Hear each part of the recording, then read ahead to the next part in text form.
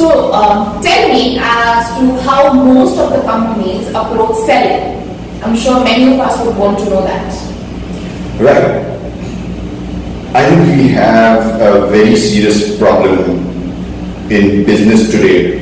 Whether that business is a startup or a Fortune 500 company, sales is in a crisis because everything's changed about sales. So much. In the past, people had very simplistic notions about sales. Mostly they were very extreme positions. One position was, all you have to do is focus on the product, keep making the product better and better. So there was a very popular phrase, build a better mousetrap and the world will beat itself to your door. Now, that's really, it's amazing how some theories which don't make any sense just become very popular because they just sound right. Okay. They have no basis in reality. If you look at most industries and if you look at the most successful company or the most successful brand in that industry, it's normally not the best product or service. Okay, so if Coke is or maybe was number one in sugary drinks or carbonated drinks or whatever category you want to look at, it was number one for several years. For several years, Coke was the number one brand in the entire world. Yes. Was the best drink? Was the best brand? Did it have the best taste?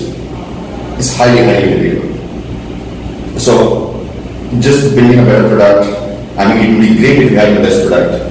At the same time, it's not going to guarantee success. And if you don't have the best product, it doesn't guarantee failure. So that's one extreme reaction that people have about, one extreme thought that people have about sales. They keep on making a better product. Most clients don't even know that product exists. Most clients don't even want a better product.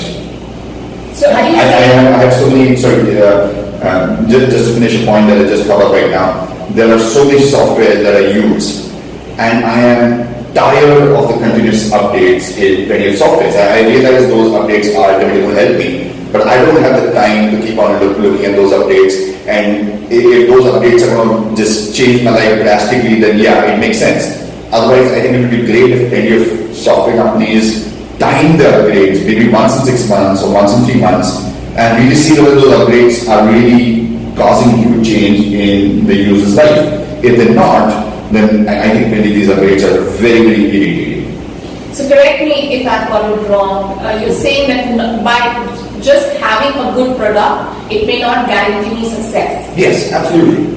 So you're going to feel like making a product better and better anyway. That's the way the human brain thinks. The human brain thinks in a linear way. So that's going to happen anyway. So that's a good thing. In some industries, it may even be a necessary thing, but it's not sufficient. Okay, so if you got a great product, if you got the best product, that's great. It's not necessary, it's not sufficient for you to succeed. You need invisible selling strategies in order for you to succeed. Wow, that's interesting. And another big myth is exactly on the other side of the spectrum. On the other side of the spectrum is a belief that product be damned, just focus on the client.